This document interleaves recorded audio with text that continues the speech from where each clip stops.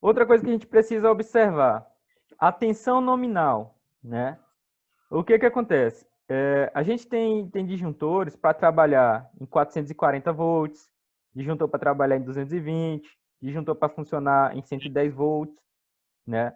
Então, sempre que a gente for fazer a compra desse material, a gente tem que estar observando isso, né? Por quê? Os disjuntores são caracterizados pela tensão nominal de operação, ou seja, tensão nominal de serviço, né? E pela tensão nominal de isolamento. Porque o que acontece? Plástico conduz energia? Não, Certeza? Perfeito. também não. Madeira? Também não. Depende. Depende, professor. Depende de quê? Essa se for uma carga muito forte. Depende da umidade que ela tiver. Também. Consigo, pronto, consigo. Só Como é? no terreno do meu pai, tinha Consigo. pé de Cabo de vassoura. A palha dava numa estação bem, aquelas que levam a carga muito grande mesmo. Sim. Aí toda vez que a carga, que a folha ficava bem pertinho, fazia aquele barulho lá, parece que fazendo terra. Sim, sim. Da energia fazendo terra, e era uma árvore verde. Sim, sim. Mas a árvore verde é mais fácil de conduzir do que uma seca, porque a árvore verde ela tem água por dentro, né? Aí é que entra a umidade, né, professor? Justamente, entra a umidade nessa parte aí. Mas o que acontece? Se eu disser para vocês que a madeira e o plástico também podem conduzir corrente. Não acredito. E aí? Pessoal, pronto. Um exemplo mais fácil assim de vocês entenderem. O ar conduz corrente elétrica? Quê? O ar. O ar. Sim. Conduz? Conduz. E aí, Jazão? Com muito tempo, né? E por que esses fios que são nus, ele não conduz corrente? De um para o outro ali, se tem o ar, e vocês estão dizendo que conduz. Né? Acho que porque tem a distância para poder ela fazer o arco, né? Na verdade, o que vai acontecer? Todo material ele pode conduzir corrente elétrica. Vai depender da tensão que é aplicado nele. Por exemplo, a tensão de um raio é muito elevada, 10 mil volts, por exemplo. Né? 10 mil nada, 10 milhões de volts. Né? Então, o ar vai passar a conduzir corrente elétrica, né? Que seria o raio. Sim. Não é isso? Enquanto não chegar num certo nível de tensão, ele não vai conduzir. Com a madeira, com o plástico, com o vidro eu ainda não vi. Mas madeira e plástico, né?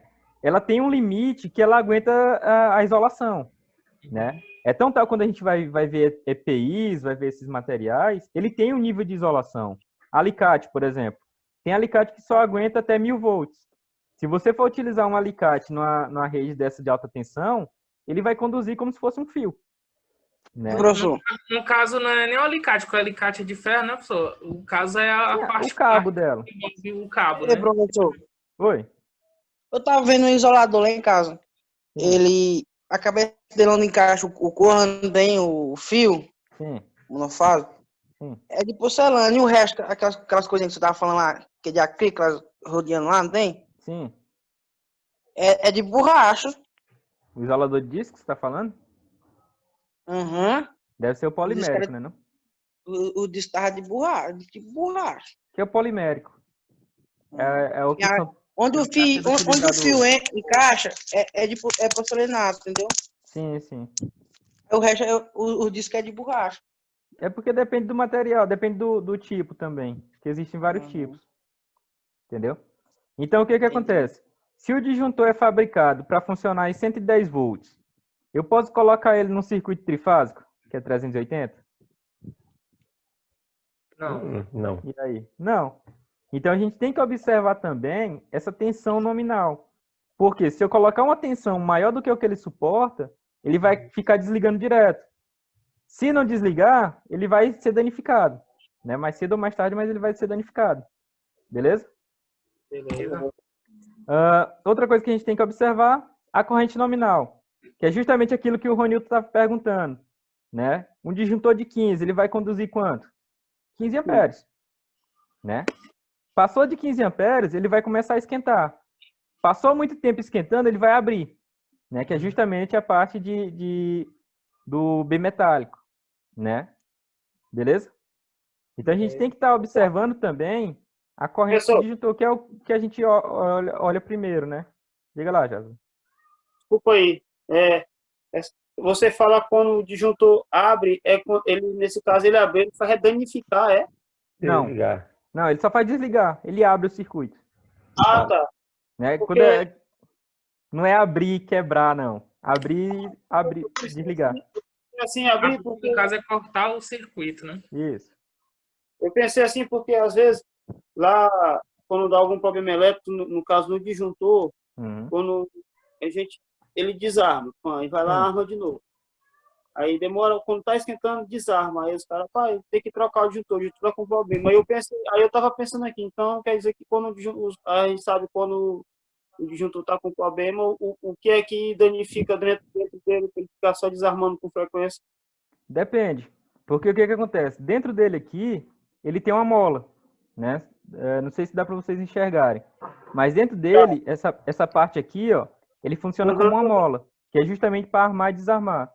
Quando você liga e desliga ele muitas vezes, essa mola fica folgada, né? Então ele pode estar desarmando por isso, se for problema mecânico, né? Mas se tiver passando mais carga do que o disjuntor suporta, ele também vai ficar desarmando. Entendeu? Aí tem que ver, tem que fazer um estudo para fazer a medição da corrente que está passando por ele, se não está passando uma corrente mais alta do que o que ele suporta, né? Que aí você pode religar ele. Mas se ele continuar continuar alimentando uma carga que é maior do que o que ele suporta, ele vai ficar desligando. Entendeu? Ah, tá. E quando qualquer objeto tem sua vida útil, né? Com o tempo ele também gasta, né? Justamente. Ele tem uma quantidade de vezes que ele pode ser ligado e desligado. Ah, né? tá. É tão tal que assim, a gente evita de estar utilizando ele para fazer isso, de ficar ligando e desligando direto. A gente usa ele mais como proteção. Entendi. Entendeu? Fazer ele de interruptor mesmo de liga e desliga, né? Só. Isso, a gente tenta evitar de fazer isso. A função dele é só desligar na hora certa, né? Na hora precisa. Ou então assim, quando a gente precisa fazer uma manutenção, a gente vai lá e desliga ele para seccionar o circuito, né? Para abrir o circuito. Mas não que ele seja para ficar ligando e desligando direto. Porque como você falou, ele vai ter uma vida útil que ele vai acabar danificando e não vai funcionar mais. Beleza? Beleza. Tranquilo. Aí nós temos aqui também corrente convencional de atuação. É o valor especificado de corrente que provoca a atuação do circuito dentro de um tempo convencional. Que é justamente aquilo. Ele vai suportar uma corrente um pouco mais acima do que ele é dimensionado, mas ele vai funcionar por pouco tempo. A partir do momento que ele está funcionando com a corrente maior, ele vai aquecer e vai acabar desligando. Beleza? Beleza. Tranquilo. Beleza. Aí vamos chegar na parte mais importante, né, da parte de disjuntores. Como é que a gente vai dimensionar esse disjuntor? Ó, nós temos essa formulazinha aqui, que é a corrente do condutor, né, a corrente do fio, corrente que o fio suporta. Ela tem que ser maior ou igual à corrente do disjuntor, certo? Por quê? Vamos supor que o disjuntor, o condutor, ele seja lá um cabo de 2,5. 2,5 conduz quanto, seu Vicente? 21 amperes. 21 amperes, né? Então, o que acontece? Se eu colocar um disjuntor lá de 25 amperes, o disjuntor vai desarmar? Não. Não. Se eu botar, por exemplo, 23 amperes, o disjuntor vai desarmar? Não. Não, né? O disjuntor suporta 25, para ele tá normal. Só que o que acontece? O condutor só suporta 21. E aí, o que vai acontecer com o condutor? Vai romper, né? Se no caso aumentar, né? Se demorar muito tempo, ele vai aquecer. Ele vai aquecer. Né? Se ele aquecer demais, ele vai romper. Não é isso? Então, o que acontece? Quando ele aquece, ele vai ficar danificando. Vai sendo danificado aos poucos. Não é isso? Então, o disjuntor tem que abrir o circuito antes do cabo ser danificado. Não é isso? Isso. Entendeu, Jason? Não, professor. Entendeu, não? Acabei me perdendo um pouco. Pronto. Então, vamos voltar. O condutor de 2,5, ele suporta 21 amperes. Certo? Certo. Vamos por parte. Se eu colocar uma corrente de 23 amperes, ele vai conduzir? Vai. Por um tempo vai, né? Só que mas vai o que aquecer. acontece? Ele vai ficar aquecendo. Com o tempo, ele vai ser danificado. Não é isso? Uhum. Beleza. Um disjuntor de 25 amperes, se a corrente é 23, ele vai desarmar? Não. Não. Por quê? Está abaixo da corrente dele, não é isso? Mas se tiver os dois ligados, o condutor estiver ligado no disjuntor, o disjuntor vai deixar o cabo ser danificado. Ah, entendi. Entendeu? Então a corrente do disjuntor tem que ser menor do que a corrente que o cabo suporta. Entendi. Não é isso? Entendi. Beleza. Agora então, vamos... Nesse caso aí, a gente não se baseia pela corrente, vai pelo do condutor, né? Do condutor, justamente. Entendeu? Beleza. Agora vamos para a segunda parte aqui. Vamos supor que um motor lá, ele utilize 15 amperes. Certo? Funcionamento normal do motor, 15 amperes. Se eu colocar um disjuntor lá que só suporte 10, o que vai acontecer? O motor vai ficar sempre disparando.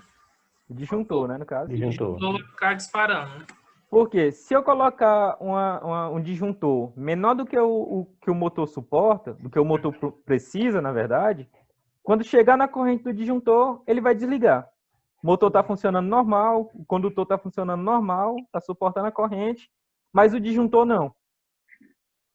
Não é isso? Uhum. Entendeu, já, essa segunda parte? Entendi. Beleza. Então, como é que eu vou dimensionar esse disjuntor? Eu tenho que ver quanto é a corrente da carga, né? Quanto é a corrente que o equipamento vai estar funcionando, e tenho que ver qual é a corrente que o condutor vai estar suporta, né? Então, a corrente do disjuntor tem que estar entre esses dois valores. Beleza? Entendi. Tranquilo. Então, aqui nós temos, ó, o I do condutor é a corrente que o cabo, a corrente suportada, né, no caso, pelo cabo que alimenta o equipamento. O I disjuntor é a corrente nominal do disjuntor, certo? Que é o que vem na caixinha dele lá, ou na estrutura dele, na embalagem mesmo dele, né? E o I da carga é a corrente nominal do equipamento que está sendo alimentado. Beleza? Beleza. Então, o disjuntor tem que estar entre esses dois. Tranquilo. Na prática, como é que a gente faz? Você até falou lá no começo da aula, né? A corrente de atuação do disjuntor é dada por essa fórmula. Ó. A gente vai pegar a corrente do condutor, né? E multiplicar por 0,85. Com isso daqui, a gente vai dar 15% de folga no disjuntor. Beleza? Beleza. Então eu estava tentando entender o que é essa folga do disjuntor. Não entendi, não. Ó, porque, por exemplo, vamos supor que um cabo de 2,5, né? Ele suporta 21 amperes. Sim. Certo? Quanto é o disjuntor que eu vou estar utilizando ali para ele? Então, eu vou pegar a corrente do condutor, que ele suporta, né? No caso, 21, e multiplicar por 0,85. Certo? Isso aí vai dar uma corrente de 16,8 amperes. Certo? Certo. Então, ó, deixa eu só anotar aqui. Esse 0,85 é tipo um padrão, é? Isso. É uma folga que a gente usa na prática. Né? Todos qualquer tem que usar esse aqui, né? Isso. Isso na prática, né? Sim. A gente faz isso. Vamos supor que seja isso aqui, ó. 0,85 vezes 21. Certo? Certo. Que vai dar igual a quanto? 16,8, né? 16,8 amperes. Ou seja, essa corrente do disjuntor, vou botar só assim, ela tem que ser menor ou igual a 16,8. Professor. Oi. O meu calculador está errado aqui, o meu deu foi 17. 17,85. 17? Isso. Foi. Rapaz. Deixa eu ver aqui. 0,85 vezes 21. É, rapaz, 17,85. Acho que eu botei 20. 17,85. Né? Acontece. Acontece. Né? É a matemática, Então, o que acontece? Eu tenho que procurar um disjuntor que tenha uma corrente menor do que 17,85. Beleza? Certo. Que aí vai depender do fabricante. Existe fabricante que tem disjuntor de 15 amperes. Existe fabricante que tem disjuntor de 16 amperes. Né? Que aí, quando você for na loja, você pede, eu quero um disjuntor perto de 17 amperes, perto de 18 amperes. Beleza? Beleza. Tranquilo. É fácil, né, disjuntor? Tipo, a corrente num condutor tem que ter essa folga aí, né? De 17 para 21 tem que ter essa folga do disjuntor, né? Justamente. É exatamente isso. Essa folga que eu estou falando é justamente isso. O disjuntor de 17,8, né? Que a gente vai utilizar, grande parte das vezes, 16 amperes. Né? O condutor suporta 21. Beleza? Beleza. Então, a corrente do disjuntor, ela está menor do que a corrente do condutor. Não é isso? Porque no caso, se for maior, aí ele nunca vai disparar, né? Ele não vai disparar. Ele pode até disparar, mas depois que o cabo já estiver danificado. Eu sei, então. Beleza? Eu não entendi a folga do disjuntor aí, professor. Pronto. É só isso. O problema com o disjuntor só é esse. Professor, essa fórmula ela é padrão para qualquer disjuntor, né? Qualquer disjuntor. Beleza? Beleza. Com isso, você tem que saber a espessura dos condutores, não é isso? Justamente. Aí a gente vem calcula a corrente da carga, né? Com a corrente da carga, a gente vai calcular a corrente do condutor, não é isso? Isso. E a partir da corrente do condutor, aí a gente escolhe o disjuntor. Entendi. Beleza? Entendi. É só essa sequência. Tranquilo? Tranquilo. Beleza. Então, o que acontece? Dimensionamento é só isso. Não preciso mexer mais nada. Então, a gente tem alguns tipos de disjuntores, né? Pessoal, daqui a pouco já está encerrando a aula, aí eu vou mandar um outro link para vocês, beleza? Mandar no grupo lá. Beleza. Então, vamos dar continuidade. Se a gente aparecer, a gente continua. Beleza. Então, a gente vai ver agora os tipos de disjuntores, né? Alguns tipos deles aqui. Nós vamos ter o tipo DIN, né? Que ele é utilizado para circuitos de baixa potência. Aí, chegou o suficiente. Beleza, olha aí. Leonardo com um aí na mão. Tipo DIN, pessoal, é o disjuntor mais simples que tem, né? É o disjuntor mais comum que a gente vê aí no mercado, certo? É o disjuntorzinho normal, né? Mais atual, na verdade. Tem mais aqueles pretão não, né, professor? Não. Olha aí. Você sabe que tem também. Esse daí, meu irmão. Esse aí só desarma se a pessoa for lá, praticamente. Aqueles pretos ali, para desarmar ele, tem que ter uma corrente bem alta, viu? Só vai no curto-circuito. Né? Então, pessoal, quando a gente tem um disjuntorzinho simples assim, esse pequeno, menorzinho, né? A gente chama ele de disjuntor DIN, né? No caso desse daqui, se vocês observarem, ele só tem uma entrada e uma saída. Não é isso? Então, ele é chamado de disjuntor monofásico, né? Ou monopolar. Polo, que a gente chama, é como se fosse uma fase, né? Ele só tem uma fase. Beleza? Corrente entra, passa por dentro dele, se tiver tudo normal, vai sair do outro lado. Beleza? Aí eu pergunto para vocês, se eu colocar aqui, eu tenho um quadro, aqui em cima, né? Venho com a fiação, entro no primeiro borne aqui, e do outro lado eu vou ter a carga. Né? Vou ter o equipamento. Vai funcionar, beleza? Beleza.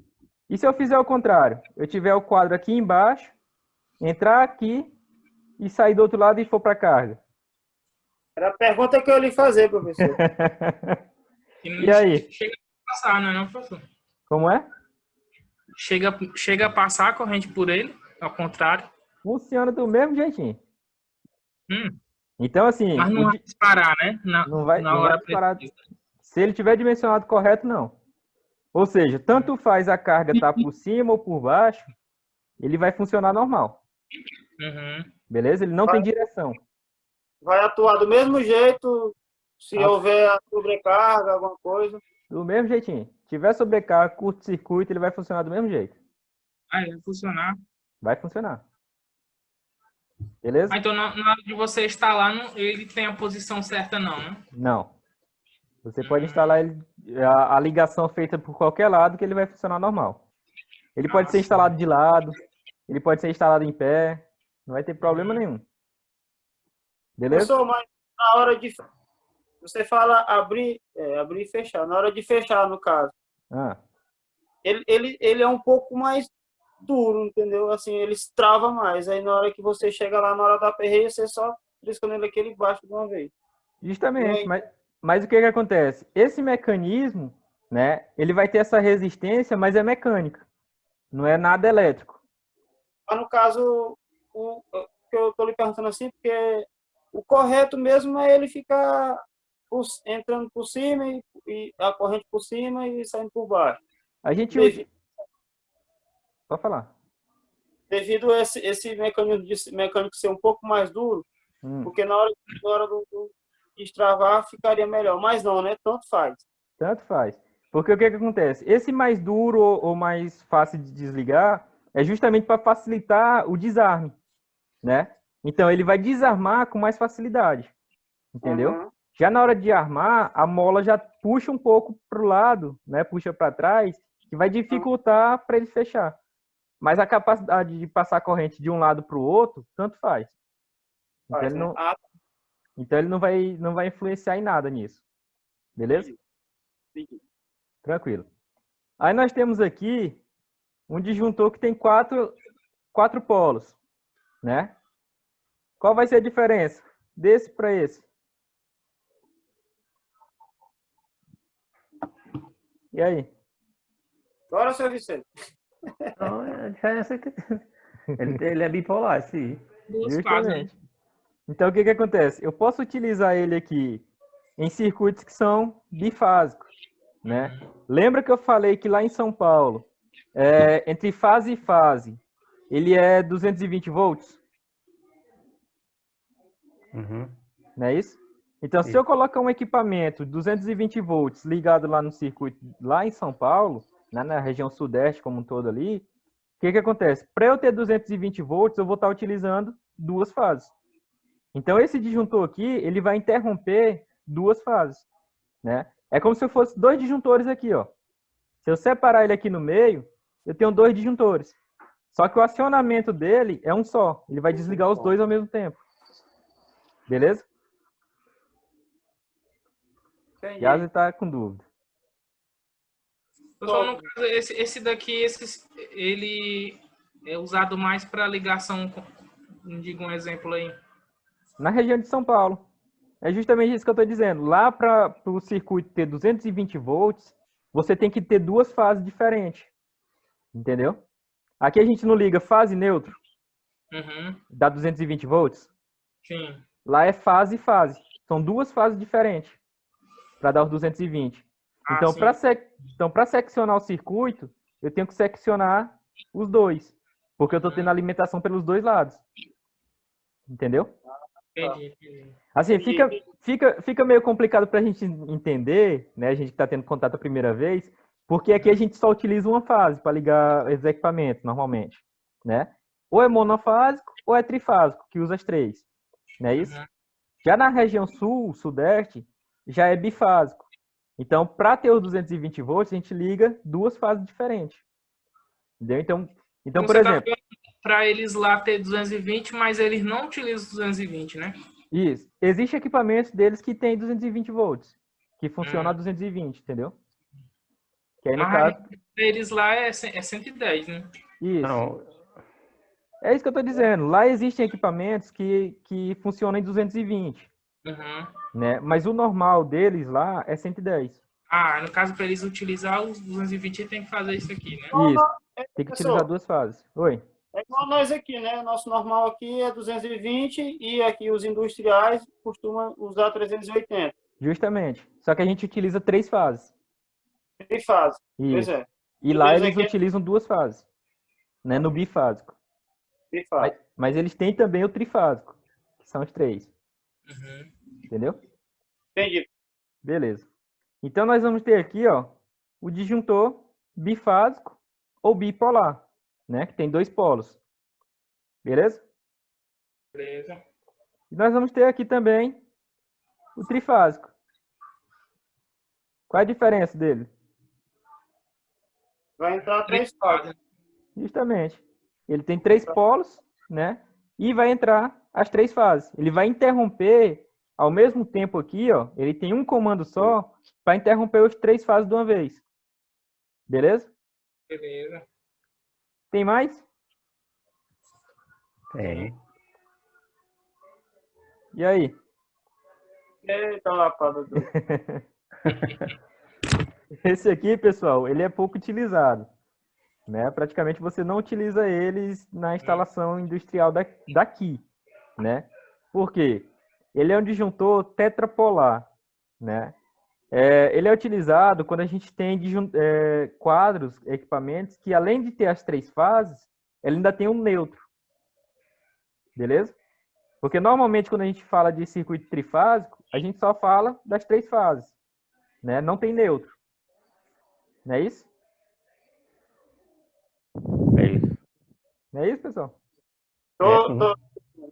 Nesse caso aqui, professor, ele é trifásico e um neutro, né? Isso. As 3 fases e mais o neutro. Ele Só abre que... os 4 de uma vez. Ah, tá. Entendeu? Entendi. Então, o monofásico, ele só vai seccionar uma fase, né? O bifásico vai selecionar, ó, aqui o próprio nome já fala, mono Professor, é um, né? Oi?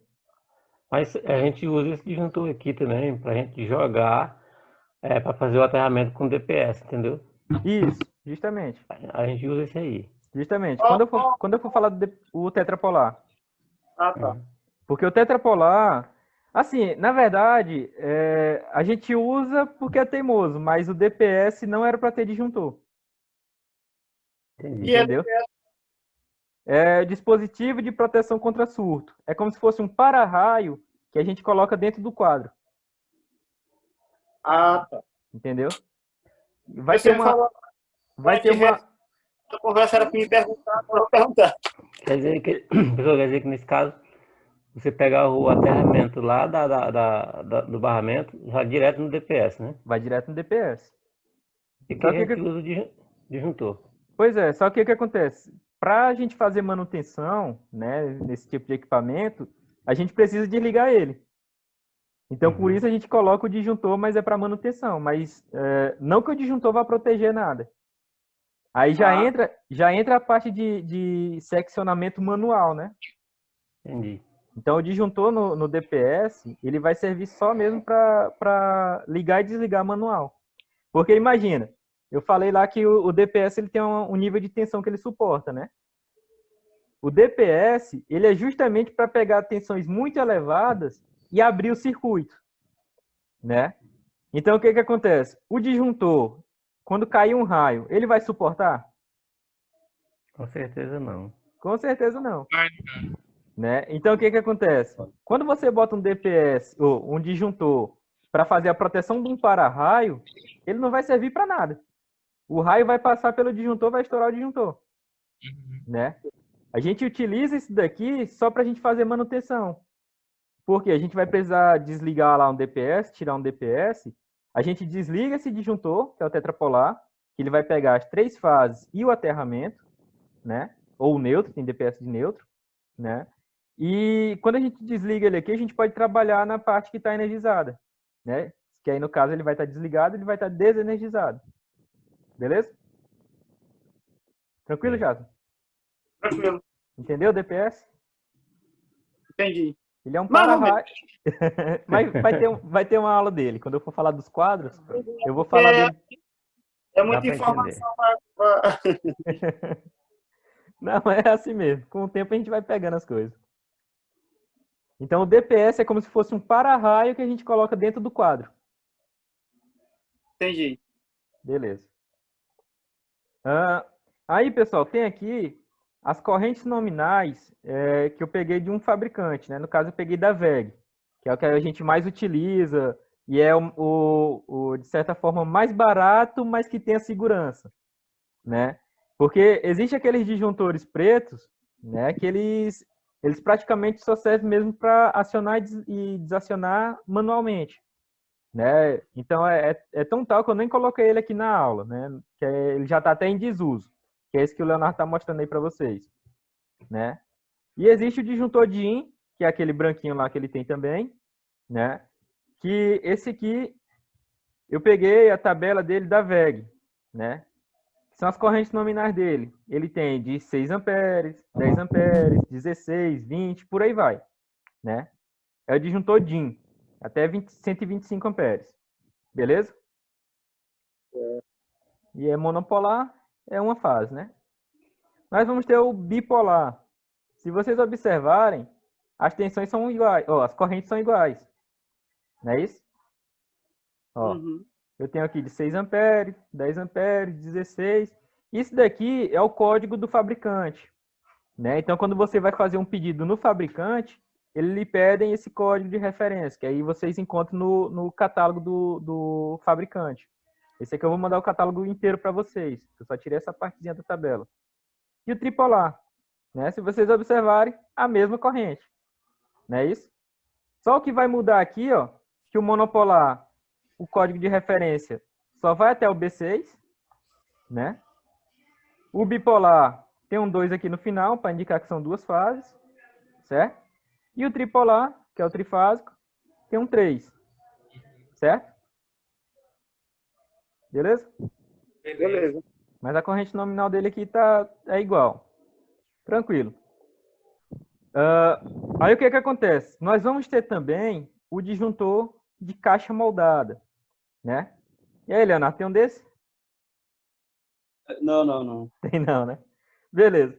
Então, o disjuntor de caixa moldada, ele vai ser utilizado para circuito de potências mais elevadas. Então, ó, se vocês observarem, ele já tem uma estrutura bem maior, né? Existe disjuntor de caixa moldada que é mais ou menos desse tamanho, né? Se vocês observarem, ele é um pouco maior. Lá na empresa a gente tem, eu vou tirar uma foto e mando para vocês amanhã. Ele tem uma estrutura um pouco mais robusta, né? Então, ele suporta um pouco mais de corrente, um pouco mais de tensão, beleza? E existem modelos também que você pode ajustar a corrente dele, né? Você tem como se fosse um parafusozinho aqui nessa partezinha vermelha, esse pontinho vermelho aqui é um parafuso, onde você faz o ajuste da corrente nominal dele. Ou seja, você pode variar quanto de corrente que ele suporta. Lógico, dentro do limite dele, né? Ele tem um limite lá. Beleza? Entendi. Tranquilo. Aí eu peguei aqui também, do mesmo fabricante, né, da WEG, as correntes nominais desse disjuntor caixa moldada, né? Aí tem aqui o modelo BWB 160, que ele vai de 16 amperes até 60, né? O BW 160L, ele vai de 16 até 125, né? Aí tem vários aqui, né? Tem vários modelos, beleza? Tem várias correntes nominais para ele. Tranquilo? Tranquilo. Aí só vai depender do fabricante, né? Às vezes a corrente nominal dele vai mudar. Aí você tem que ver, esse fabricante suporta, tem um nível de corrente de tanto, né? Tem de 15. Alguns já não fabricam de 15, fabricam de 16. Tem deles que fabricam de 30 e outro não fabrica de 32. Né? Mas sempre levando em consideração a corrente do condutor, né? A gente vai dimensionar pela corrente do condutor. E da carga, né? Claro. Beleza? Beleza. Eu botei aqui só alguns modelos, né? Para vocês terem noção de quais são os que são utilizados. Aí tem um detalhe, pessoal. Quanto menor a corrente, né? Existe disjuntor de 2 amperes, de 6 amperes, 4 amperes. Mas o que é que acontece? Eles raramente são utilizados, né? Mesmo que a corrente do circuito seja muito pequena, O menor disjuntor que a gente utiliza, assim, de um preço comercial de 7, 10 reais, é o disjuntor de 10 amperes. Né? É o disjuntor que você mais encontra no mercado. Como ele não é muito utilizado, esses disjuntores menores, de 8 amperes, 6, 2, eles acabam sendo muito caros. Né? Então, o disjuntor de 10 amperes, que é 10 reais, vamos botar mais ou menos isso, ele é até mais barato. Um disjuntor de 6 amperes, ele vai ser 60, 70 reais. Né? Então, ele acaba sendo bem mais caro. Disjuntor de 2 amperes é utilizado mais em quadro de comando. Né? Isso, é mais em quadro de comando. E ainda é difícil da gente utilizar. Na prática, a gente coloca um disjuntor de 10. Né? Na prática mesmo, a gente não utiliza muito esses disjuntores de pequena amperagem, não. Por conta do preço. Né? O preço dele é muito caro. A não ser que tenha um equipamento que seja muito sensível, né? Que aí, se passar de 4 amperes, por exemplo, aí ele já seja danificado. Aí sim, a gente bota o disjuntor de 4 amperes, né? Que é mais caro. Beleza? Beleza. Tranquilo. Aí o que acontece? A gente tem que ver também a parte de coordenação, né? O que seria essa coordenação? Os dispositivos de proteção, eles não atuam independentemente, ou seja, eles não vão funcionar sozinho, né? E suas características de operação devem guardar entre si uma determinada relação, muitas vezes complementares, ou seja, um disjuntor vai complementar a proteção de outro, né? De modo que uma anormalidade no sistema possa ser isolada e removida sem que as outras partes do sistema sejam afetadas. Né? Só um conceitozinho, mas eu vou mostrar para vocês como é que funciona isso. Assim sendo, os dispositivos de proteção devem ser coordenados para operações seletivas. O que seria esse seletivo? Vamos supor, eu tenho um quadro geral, né? Eu tenho a subestação, né? O transformador, e embaixo do transformador eu tenho um quadro geral, certo? Vamos botar lá 2 disjuntores de caixa moldada de 150 amperes. Esses 2 disjuntores vão alimentar 2 outros quadros, certo? Se eu tiver um curto-circuito em um desses quadros e o disjuntor lá nele não atuar, eu posso desligar outra carga que está em outro disjuntor? E aí? Eles vão estar ligados no mesmo circuito. Em circuitos separados. Tem 2 disjuntores gerais, né? Tem um disjuntor geral da subestação e embaixo tem 2 disjuntores menores. Daí vai para um quadro e vai para o outro, certo? Eu tenho um curto-circuito em um quadro desse. Eu vou precisar desligar o outro? Não. Não.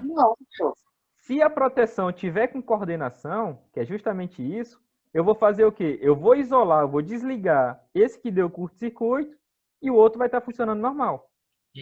Beleza? Isso que é a coordenação. De eu fazer o quê? Isolar só a parte onde está o problema. Eu vou desligar só a parte onde está o problema. Beleza? Beleza. Então, 2 dispositivos em série ou em cascata, eu vou mostrar para vocês o que é isso. Eles são coordenados se seus ajustes são tais que o segundo dispositivo, mais próximo da fonte da falta, é permitido atuar caso o primeiro falhe. Na sua atuação, após um tempo determinado. Esse tempo é chamado de degrau de coordenação. Eu vou mostrar um diagramazinho para vocês, que fica mais fácil de vocês entenderem. Os dispositivos de proteção devem ser coordenados para as operações seletivas e apresentarem sensibilidade. O que é essa seletividade? Né? Entendemos como seletividade se na capacidade de reconhecer e isolar completamente o componente defeituoso. Ou seja, eu só vou desligar aquela parte do circuito que está com problema, né? Desligando o menor trecho possível da instalação elétrica. Lembra lá que eu falei para vocês da geração de energia elétrica, né? Eu posso dizer que uma tomada da minha casa está ligado direto numa subestação ou numa usina hidrelétrica? Não. Não? E aí? Não, porque da usina vai para várias estações, né? Sim, mas uma hora vai chegar na sua casa. Vai ter um caminho até chegar na sua casa. É isso? Agora imagina. Tem vários caminhos, né, professor? Pois é, tem vários caminhos, mas um vai chegar na sua casa. Nesse caso, a energia que chega nela vai só passando por alguns dispositivos, né? Isso, vai passando por vários dispositivos, não é É. isso? Agora imagina aí, como o Vários Lidinardo... rebaixamentos. Isso, tem vários abaixamentos e elevação também, né? Como o Lidinardo falou, eu vou ter vários caminhos ali, né? Eu vou ter várias cargas sendo alimentadas por aquela usina hidrelétrica, não é isso? Agora imagina se um curto-circuito na sua casa desliga o disjuntor lá na usina hidrelétrica. E aí? Foi um curto-circuito muito grande, viu? Mas se não tiver seletividade, se os equipamentos não sentirem esse curto-circuito, né? Vamos supor, um caso extremo, lógico. Eu sei. Né? De nenhum dispositivo de segurança até a usina hidrelétrica não funcionar. O que vai acontecer? Eu creio que vai sobrecarregar, né? Os geradores lá de energia do... Na verdade, a proteção lá da usina vai funcionar e vai desligar grande parte do país. Ah, é isso mesmo. Né? Lembra que eu falei lá nas aulas passadas, Lidinardo não estava, mas lá nas aulas passadas eu falei, acho que na primeira aula, quando eu falei justamente de transmissão, que teve um tempo que faltou energia no Nordeste inteiro. Né? Vocês lembram? Foi exatamente por causa disso. A proteção não funcionou e foi desligar lá na usina. Ou seja, desligou grande parte do Brasil. Né? Lógico que quando eu falei da tomada, eu exagerei, né? Eu botei um caso extremo. Né? Mas poderia acontecer. Né? Nesse caso aí, o curto-circuito poderia ter acontecido em alguma subestação, né? Isso, justamente. E afetar lá na usina. Justamente. Só que assim, como eu falei, quando a gente tem seletividade, eu vou ter vários trechos separados, né? Vou ter vários equipamentos, como o seu Vicente falou. Então, o que acontece? Esses equipamentos têm que estar coordenados, têm que estar configurados para separar, para desligar a menor quantidade possível de carga. Né? Para ter efeito na menor quantidade de carga. Para afetar a menor quantidade de carga. Né? E a sensibilidade, o que seria isso? A capacidade de proteção responder às anormalidades da condição de operação e ao curto-circuito para o qual foi projetado. Ou seja, esse dispositivo ele tem que sentir, ele tem que perceber que está tendo alguma coisa errada, né? Para poder ele atuar, para ele poder desligar, certo? Aí tem aqui, ó, o esquemazinho que eu falei para vocês. Vamos supor que eu tive um curto-circuito, bem aqui onde tem essa estrela, né? Eu tive uma falta, um curto-circuito, beleza? Cada quadradinho desse daqui é um disjuntor, certo? Beleza? Beleza. Aí eu pergunto para vocês, qual seria o mais certo de acontecer? O que seria o mais certo de acontecer? Eu tive um curto-circuito aqui nessa carga 1. Quais deles seriam desligados? Esse primeiro aí, né? Não? Esse aqui? É esse aí mesmo. Né? O mais certo seria isso, né? E se ele não atuar, o que vai acontecer? Aí, no caso, vai ter que desligar o segundo, esse aqui acima dele. O que está atrás, né? O que está alimentando ele. Então, ele vai desligar o outro disjuntor, que está atrás dele. Não é isso? Só que o que acontece? Quando esse daqui desligou, o que vai acontecer com essa outra carga aqui? Vai ser desligada também.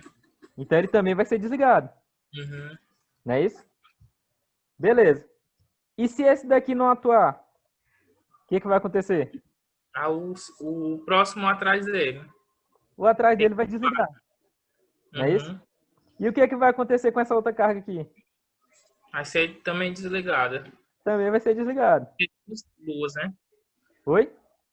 No caso aí é duas cargas, né? Isso. Duas cargas vão ser desligadas. Justamente. E se chegar a um ponto que esse daqui também não desligar? Aí vai o atrás dele, né? Que vai interromper para ele e para as outras três aqui, né? E para as outras três, não é isso? Isso. Aí agora, vamos voltar lá para o exemplo da tomada. Imagina que isso aqui seja a tomada da sua casa. Sim. Isso aqui seja a subestação lá da rua. Isso aqui seja a subestação da chefe. E aqui seja a usina hidrelétrica. Pode acontecer de desligar? Pode sim. Pode. Tá vendo? Então, o que acontece? Quando eu não tenho seletividade, quando eu não tenho uma proteção feita correta, vai acontecer isso. Vai acontecer o efeito cascata, né? Uma carga vai sendo desligada, que desliga outra, até chegar na geração.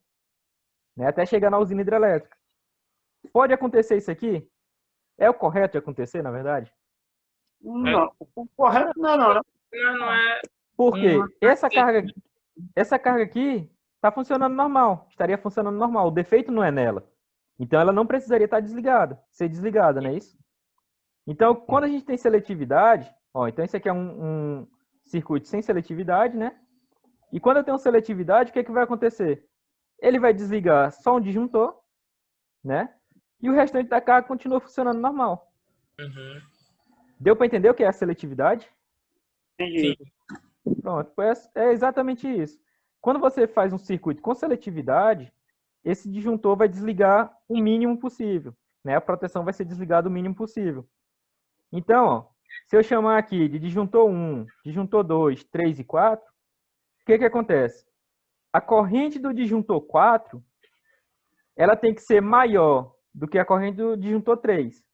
Não é isso? Sim. Porque vamos supor, o disjuntor 3 aqui, ele suporta 15 amperes. Certo? Deixa eu anotar aqui. Ó, vamos supor que esse disjuntor aqui suporte 15 amperes. Certo? Se eu colocar aqui um disjuntor que suporte só 10 amperes, o que vai acontecer? Ele vai desarmar, professor. Qual que vai desarmar? O 3 vai desarmar. O de 10 vai desarmar, não é isso? O de 10 Se eu passar de 10 amperes, esse disjuntor não vai desarmar. Ele vai continuar funcionando normal. Só que o que acontece? Esse primeiro aqui, como ele não suporta mais do que 10, ele vai acabar desligando. Não é isso? Sim. Então, sempre que a gente for fazer essa cascata, né, de um quadro alimentando o outro, eu vou ter que fazer isso. Eu vou ter que fazer a coordenação justamente disso. Deixa eu botar aqui 6 amperes. Né? Então, o que acontece? Esse disjuntor suporta 20. Então, ele vai distribuir esses 20 nesses 4, certo? Daqui, ó, ele vai suportar 15, certo? Aqui ele vai suportar 10. Aqui ele vai suportar 6. Ou seja, a corrente do disjuntor 4 tem que ser maior do que a corrente do disjuntor 3, maior ou igual, né?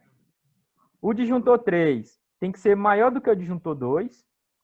E o disjuntor 2 tem que ser maior do que o disjuntor 1. Beleza? Então, assim, quanto mais perto da carga, quanto mais perto do equipamento, menor é a corrente do disjuntor. Tranquilo? Tranquilo. Beleza, Jason? Beleza. Seu Vicente? Tranquilo. Beleza. Então, quando a gente fala de seletividade, é exatamente isso. Né? Seletividade e coordenação, né? A gente fazer com que o disjuntor que está mais distante da carga seja maior do que o disjuntor que está mais próximo da carga. Tranquilo? Tranquilo. Beleza. Aí tem só mais esse slide aqui, que para a definição dos dispositivos a serem utilizados e a coordenação entre eles, determinamos as condições de operação, né? Ou seja, as correntes nominais, o máximo e o mínimo que ele suporta, a corrente de sobrecarga, né? E os efeitos de curto-circuito, surto de manobra, que aí, no caso, a partida de motores, energização de transformador. Tranquilo? Tranquilo. Então, o que acontece? Até agora, a gente já dimensionou o circuito de iluminação, circuito de tomada, os condutores, os eletrodutos e a proteção, né? Que são os disjuntores. Beleza? Beleza. Tranquilo? Beleza. Então, o que acontece? Com isso, a gente já consegue fazer o dimensionamento de praticamente todo o circuito de uma casa, né? De uma instalação em geral, como eu falei para vocês. A instalação de uma indústria é praticamente a mesma coisa que a instalação de uma casa. Você só vai estar utilizando equipamentos diferentes, né? Disjuntores maiores, né? Condutores maiores. Em vez de estar usando eletroduto para transportar o cabeamento, a gente vai estar utilizando uma eletrocalha. Beleza? que o dimensionamento foi tudo isso que eu falei nas aulas anteriores. Tranquilo? Tranquilo. Então, ó, quando for na próxima aula, a gente vai falar dos quadros de distribuição. Então, a gente vai começar a fazer a distribuição de carga. A gente vai dizer lá, vai pegar um quadro lá que tem um disjuntor geral. Deixa eu fazer aqui. Por exemplo, eu tenho um disjuntor geral lá no meu quadro. Tem um disjuntor geral lá, vamos supor, de 50 amperes. Certo? O fio de dimensionamento total da carga tem um disjuntor lá de 50 amperes. E desse disjuntor de 50 amperes, eu posso sair aqui um disjuntor de 10 amperes, que a gente já dimensionou, certo? Depois de ter dimensionado. E vou ter aqui um disjuntor de 15 amperes, né? Beleza? Beleza. Aí o que acontece? Quando a gente for fazer a distribuição dos circuitos, a gente vai ver que a corrente que a gente considera como adequada, né, a corrente máxima para um circuito de iluminação em tomada, vai ser de 10 amperes. Tranquilo? A gente vai ver o porquê. Circuito de cargas específicas vai depender da carga do equipamento, vai depender da potência do equipamento. Quando a gente juntar todos esses disjuntores, né, quando eu fizer a junção lá de todos os disjuntores que são alimentados por esse quadro, é que a gente vai fazer o quê? O dimensionamento do disjuntor geral. Então, nós vamos ter aqui, ó, como se fosse uma espinha de peixe, né? O quadro de distribuição vai ser basicamente isso daqui. Vai ser a distribuição desses disjuntores dentro de um quadro. Tranquilo? Tranquilo. Então, na próxima aula, a gente vai aprender a fazer essa divisão de cargas, né? E fazer esse quadro elétrico, né? Dimensionar esse quadro elétrico. Tranquilo? Tranquilo. Aí, ó, com isso, já dá para vocês fazerem o dimensionamento de uma instalação completa, né? E é mais ou menos o que vai ser a prova de vocês. Fazer o dimensionamento completo de uma casa. Eu não vou pedir a lista de materiais, né? Porque tem umas coisinhas ainda que eu vou mostrar para vocês. Mas o dimensionamento de eletroduto, dimensionamento de disjuntor, dimensionamento de condutor, e o quadro de distribuição que eu vou mostrar na próxima aula, né, já vai dar para vocês fazerem numa boa. Iluminação e tomada. Tranquilo? Tranquilo. Aí, Lidinardo, você que perdeu as aulas, se você pegar os vídeos lá que estão na plataforma, você consegue fazer isso aqui numa boa. Tudo bem. Tranquilo? Tranquilo. Beleza. Pois até sexta-feira. Amanhã não tem aula, não? Não, só segunda, quarta e sexta. Quinta não tem? Quinta não.